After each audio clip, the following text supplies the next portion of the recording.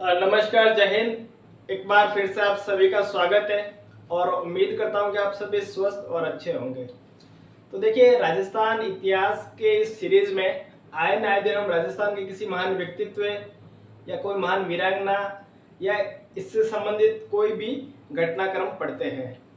तो देखिए, इससे पहले मैं कुछ बताना चाहूँगा कि जो राजस्थानी अपनी भाषा है, राजस्थानी भाषा के अंदर मेवाड़ी है, मारवाड़ी है, ढूंढाड़ी है, शेखावाटी है, हाड़ौती है, मेवाती है।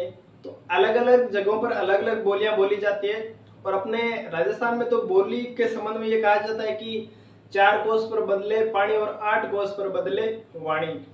कि 4 कोस पर अपने जो पानी है उसका स्वाद चेंज हो जाता है और 8 कोस पर अपने वाणी है वो बदल जाती है, यानी जो शब्द है वो थोड़े बहुत चेंज मिलते हैं। तो इसीलिए जो राजस्थानी भाषा है अपना मान है, अपना सम्मान है, अपना स्वैग है, इसको बढ़ाए, इसको बढ़ावा दे। अभी थोड़े दिन पहले स्प्रिंग बोर्ड के महान इतिहासकार राजवीर सिंह जी चौकोई ने एक स्कॉलरशिप जारी की थी कि एमए में अगर कोई विद्यार्थी राजस्थानी भाषा को लेता है तो इसकी जो फीस है वो पूरी राजवीर सर इसको अफोर्ड करेंगे। तो हमारे इसके अलावा जो अपने शिव तहसील से युवा नेता है रविंद्र सिंह भाटी, वो भी अपनी जो क्षेत्र की भाषा है उसको बढ़ावा दे रहे हैं। तो हमें इनका सपोर्ट करना चाहिए क्योंकि ये हमारा मान है, हमारा सम्मान है, हमारी संस्कृति है, हमारा परंपरा है। हम आने वाली पीढ़ियों को ये चीज़ बताएंगे और हम इसकी अगर रक्षा नहीं करेंगे तो आने वाले दिनों में ये क्या है, लुप्त हो जाएगी। तो आज की इस क्लास में हम एक प्रसिद्ध राजस्थान की प्रेम कथा डोला और मारू की कहानी के बारे में पढ़ेंगे।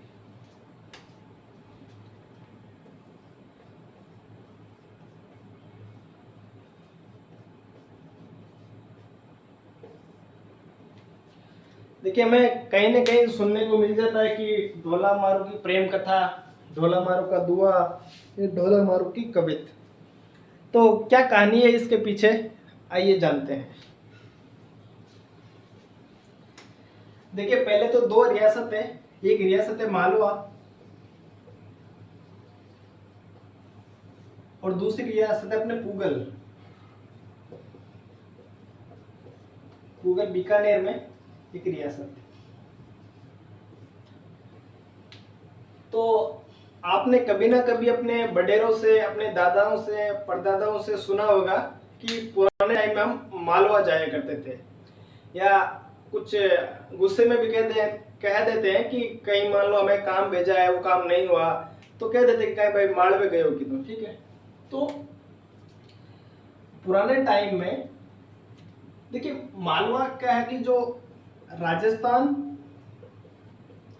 और मध्य प्रदेश का सीमावर्ती इलाका कौन सा है, मालवा। और पुगल अपने बीकानेर में एक रियासत है।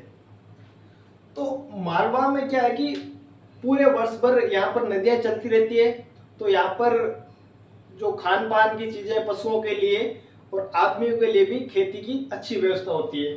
तो राजस्थान में अपने अकाल पड़ते थे। तो अकाल के बारे में राजस्थान में कहा गया है कि पग पुगल दर कोटड़ो उदरज बीकानेर भूलो चुको जोधपुर ठाओ जैसलमेर। कि पग पुगल की जो अकाल है उसके जो पैर है वो कहाँ है, पुगल में। पग पुगल धर कोटड़ो, जो धड़ है वो कोटड़ा, कोटड़ा अपने बाड़मेर में एक रियासत है। पग पुगल धर कोटड़ो उदरज बीकानेर, उदरज यानी जो अकाल उसका पेट का है बीकानेर में। भूलो चुको जोधपुर, अगर भूल से भी कभी वो जोधपुर में आ जाता है तो ठाओ जैसलमेर। तो जैसलमेर में तो क्या है कि हर बार ये पड़ता ही है। तो जब भी अपने राजस्थान में अकाल पड़ता था तो यहाँ के जो लोग हैं, यहाँ के जो राजा है या जो सामंत है, वो अपने पशु और अपनी जनता को लेके कहाँ चले जाते थे, मालवा चले जाते थे, ठीक है। तो ये रियासत होगी मालवा और रियासत हो गई पुगल। तो आइए अब इस कहानी के बारे में थोड़ा पढ़ते हैं।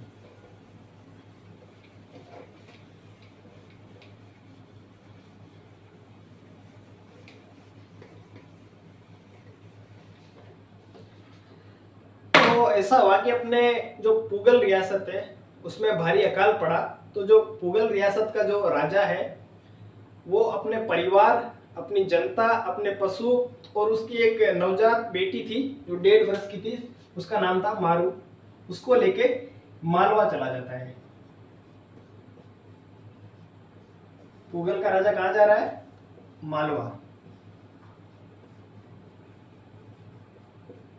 मालवा मैंने बताया कि मालवा में पूरे वर्ष भर नदियां चलती रहती है, तो यहाँ पे जो खेती वगैरह है वो पूरे साल होती है। तो यहाँ ये इसको माल, माल यानी हम बोलते हैं मारवाड़ी में कोई चीज, किसी चीज को माल यानी रुपए पैसे, या और कोई चीज को भी हम माल बोलते हैं। तो यहाँ माल ज्यादा होता है तो इसको क्या कहते हैं? मालवा। तो पुगल का राजा कहाँ चला गया? मालवा। और पुगल के राजा की बेटी है मारू। मारू की उम्र क्या है? 1.5 साल। और मालवा में एक रियासत थी नरवर, और उस नरवर रियासत का जो राजा है वो सोडा सिंह।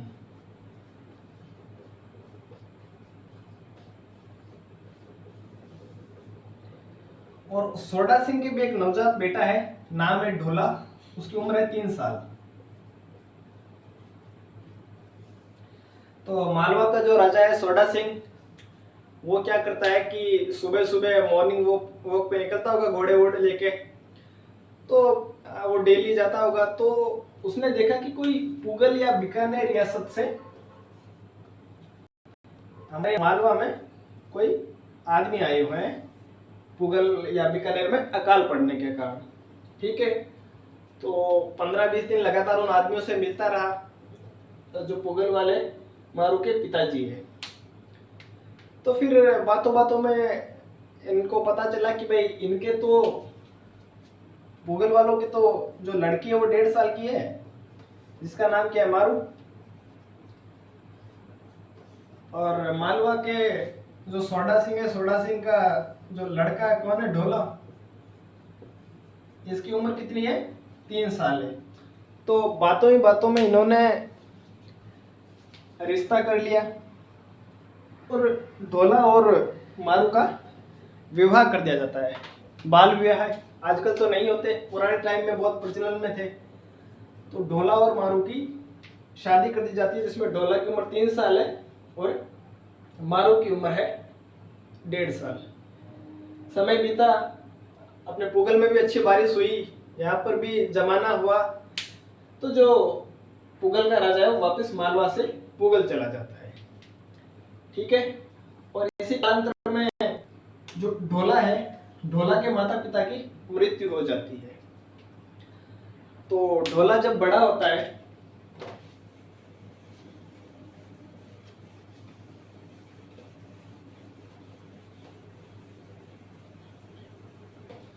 तो ढोला के माता पिता की मृत्यु हो गई, और ढोला को किसी ने ये बताया भी नहीं कि उसकी बचपन में शादी हो रखी है। ठीक है, और मालवा की एक राजकुमारी थी जिसका नाम था मालवण। मालवण से ढोला की शादी हो जाती है और ढोला अपना वैवाहिक जीवन खुशी खुशी बिता रहा होता है। लेकिन ये जो मालवण है, मालवण को पता था कि ढोला की बचपन में शादी हो रखी है, किससे? मारू से। लेकिन जो ये मालवण है वो नहीं चाहती थी कि जो ढोला है वो कभी मारू से मिले और मेरे कोई स्वतन उत्पन्न हो। तो धीरे धीरे क्या मारू बड़ी हुई, लेकिन मारू को उसके घर वालों ने बता दिया कि तुम्हारी बचपन में शादी हो गई, और जो मालवा रियासत का जो राजा है ढोला, वो तुम्हारा पति है और वो कभी न कभी तुम्हें लेने आएगा। तो मारू इसी की राह देखती रहती थी हमेशा कि मेरा पति ढोला है, वो मेरे को लेने आएगा। काफी दिन बीत गए, लेकिन ढोला ने ना तो कोई पत्र भेजा, ना कोई संदेश भेजा, ना खुद लेने गया। तो मारू ने खुद ने क्या है, एक पत्र लिखा। और पत्र किसको भेजा? ढोला को। लेकिन ये जो मालवण थी, मालवण ने बड़ी गजब व्यवस्था कर रखी थी। मालवण ने जो संदेशवाहक है, जो डाक विभाग का उनका जो व्यवस्था थी, उनको कह रखा था, ये जो उनके नौकर थे, जो सैनिक थे, कि अगर पुगल से या बीकानेर से कोई भी चिट्ठी आती है, वो सबसे पहले मुझे दिखाई जाएगी और बाद में ढोला को दिखाई जाएगी। तो अपनी ये जो मारू है, मारू 3-4 पत्थर लिखती है। पत्थर पहले मालवण के पास जाते हैं, लेकिन मालवण क्या करता है, मालवण क्या करती है, पत्थरों को फाड़ के फेंक देती है। तो मारू का कोई भी मैसेज या कोई भी संदेश डोला तक नहीं पहुंच पाया था। तो फिर मारू परेशान हो गई। तो एक दिन अपने राजस्थान में एक जाति होती है डांडी,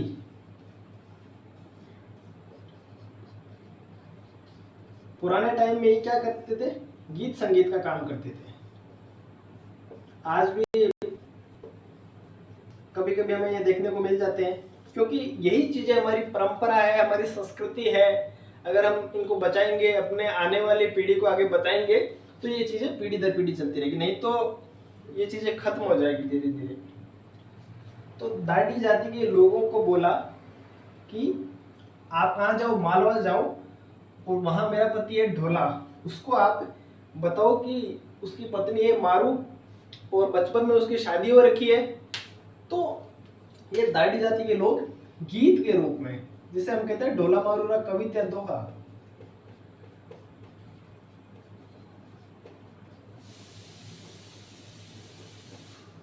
तो गीत के रूप में ढोला के दरबार में जाते हैं और गीत के रूप में मारू का पूरा वर्णन करते हैं ये दाढ़ी जाति के लोग।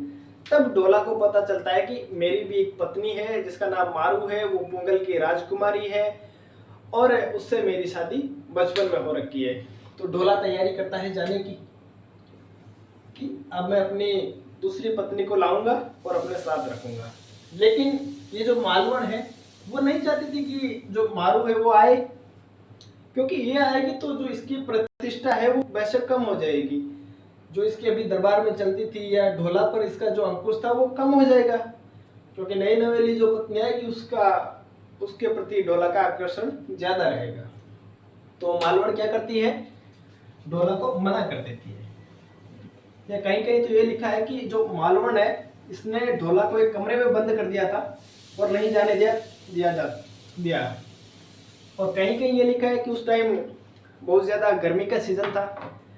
तो मालवण ने कहा कि ढोला आप अभी कहाँ जाओगे, जब थोड़ा समय अनुकूल हो जाए, मौसम अच्छा हो जाए तब चले जाना। लेकिन मालवण हर बार टालती रही। लेकिन एक दिन जब ऐसा हुआ कि जो मालवण है वो गहरी नींद में सो रही थी रात में, तब ढोला रात में निकल जाता है और वो मारू से मिलता है और मारू को लेके मालवा आता है। ठीक है, तो पूगल से मालवा जो ये अपना ढोला है वो मारू को ऊंट पे बिठा के लेके आया था। तो ये देखिए, ये है अपने ढोला और मारू के बचपन की प्रेम कथा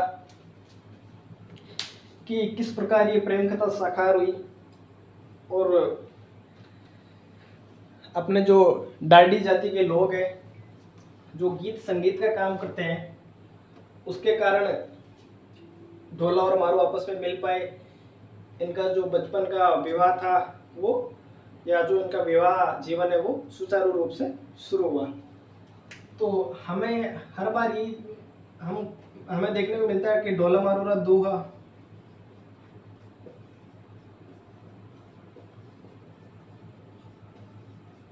यह ढोला मारूरा कवित,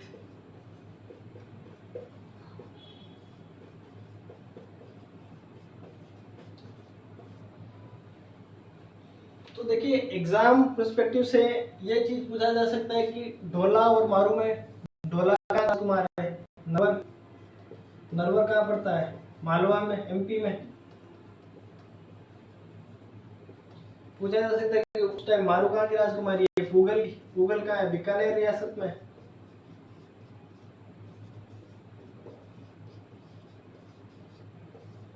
ठीक है, तो ये एक प्रेम कहानी थी ढोला और मारू की। तो क्लास के शुरुआत में मैंने बोला था कि जो राजस्थानी भाषा है वो हमारा मान है, हमारा अभिमान है, हमारा स्वैग है। और कई बंदों के बारे में मैंने बताया कि वो इस मुहिम को लेके चल रहे हैं कि राजस्थानी को हमारे संविधान में मान्यता मिलनी चाहिए। तो अगर हम सपोर्ट नहीं कर सकते तो उनकी टांग मत खींचिए, एटलीस्ट उनको सपोर्ट करिए, क्योंकि हर भाषा को संविधान में मान्यता है और हमारी राजस्थानी भाषा को ही नहीं है। तो हमें अपने मान सम्मान स्वाभिमान और स्वैग की रक्षा के लिए जो बंदी इस मुहिम को चला रहे हैं उनको सपोर्ट करना चाहिए। जय जय राजस्थान। धन्यवाद।